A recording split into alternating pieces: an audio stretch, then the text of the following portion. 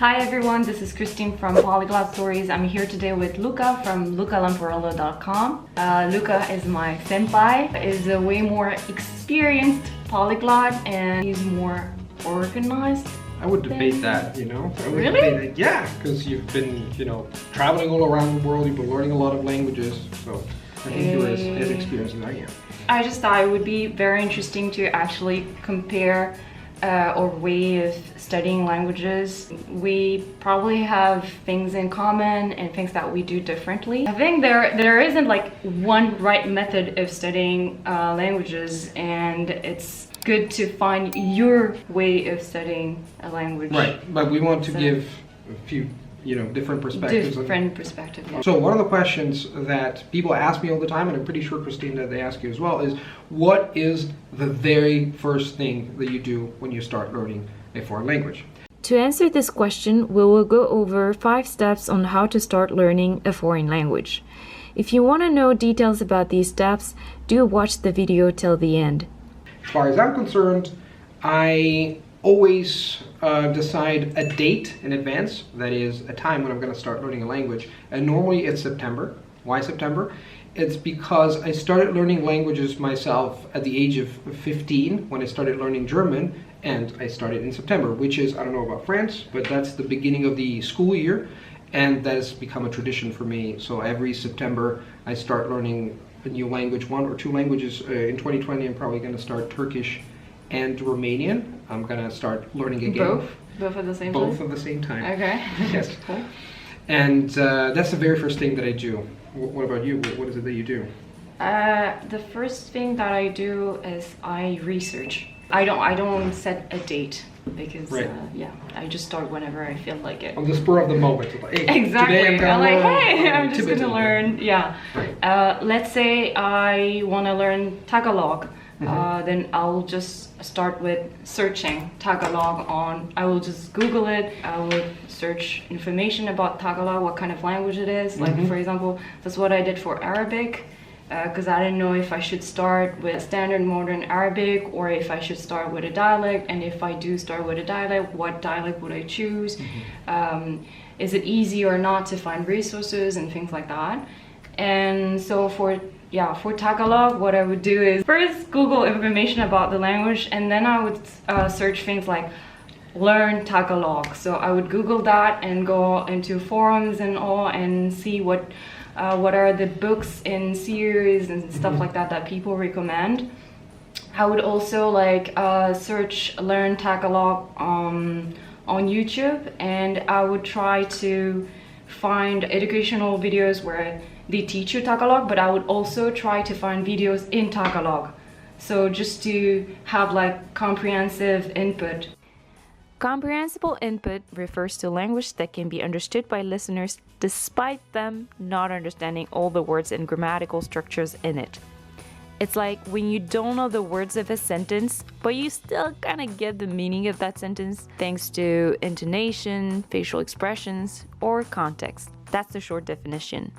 I will give you further explanations about this in a future video. I usually try to create an immersive environment, and so that I can listen as much as possible to Tagalog. So I'll just put videos on or music or whatever and just get ready or clean. But even if I don't understand what they're saying, just hear as much as I can. And they say Italians speak a lot.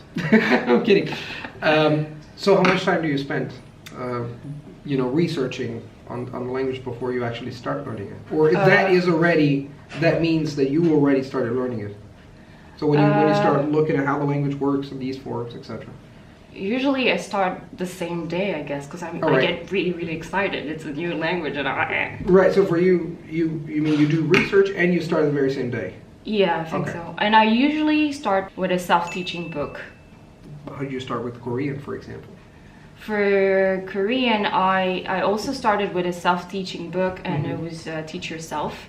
and it was a book I found in Chinatown in Seattle, and that's how I started to learn Korean actually. Okay, that's I was already exposed to Korean before that, Right. like by watching series and all.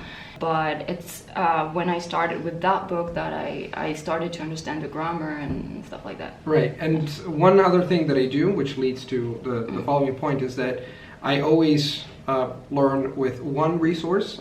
My piece of advice as a polyglot or a person who learned a bunch of languages is that nowadays one of the most common mistakes that people make is that they try to grab everything that they can because they think we have too much nowadays. Back in the day, when I was 15 or 16, I didn't even use the internet. So I just had one resource, I found it, I was just grabbing it very happy. And I said, oh, I have this resource, this is mine. But nowadays, the problem is, and this is called the paradox of choice, we have so much stuff. We have YouTube videos, we have all sorts of language learning materials, we have apps, we have platforms, and people get confused. And I always say, one thing that I do in order to start well is choose one resource. I know this sounds a little bit counterintuitive, we have so much, but trust me, if you find the resource that you like, you find interesting, compelling, and comprehensible, then you can use that one resource and then you can build the skills, the basic skills, and then you can move on to other resources.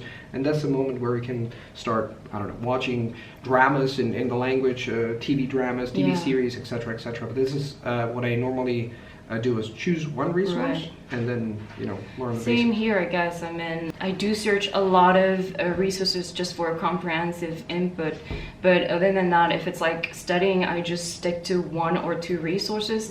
But before doing that, actually, I try a lot of things. I try a lot of different things, and I take a look at different books, and I see what's seem to be right for me. And usually self-teaching books are the best, like Assimil for European languages, and for non-European languages I go for Teach Yourself. But for non-European languages it's not enough usually. I need other books. Yes, because I mean you speak Asian languages much better than I do.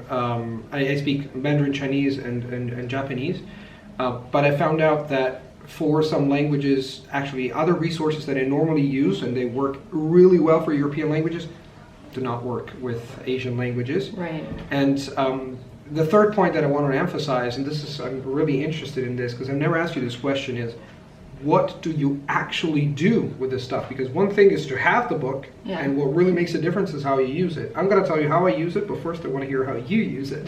Oh, which book? It doesn't matter. Like any language book, could be Teach Yourself, could be Assimil, could be Genki for Japanese. I don't know what you use for Japanese, so I don't know. But what is it the very first thing that you do when you have a book and you're just holding this book in your hand? It's really difficult to answer because I've done different things every time. Because the more you learn languages, the more you gain experience learning languages, right? So I started to do things differently. That's a very good answer. Can you give me an example? Like, do you read the book? Do you listen while reading the book? Just a few things if you tried.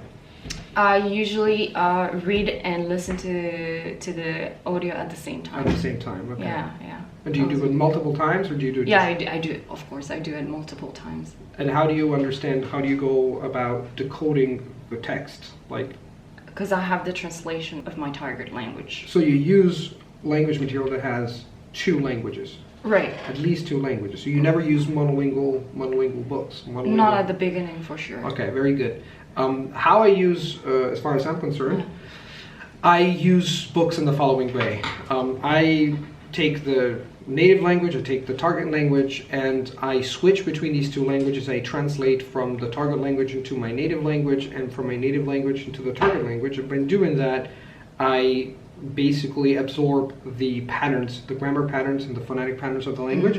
And this is a method that is skill-based. We have this tradition of 200 years of education based on knowledge, meaning on acquiring knowledge. That's the reason why I don't know about you, but I don't know of anybody who has learned the language to fluency at school.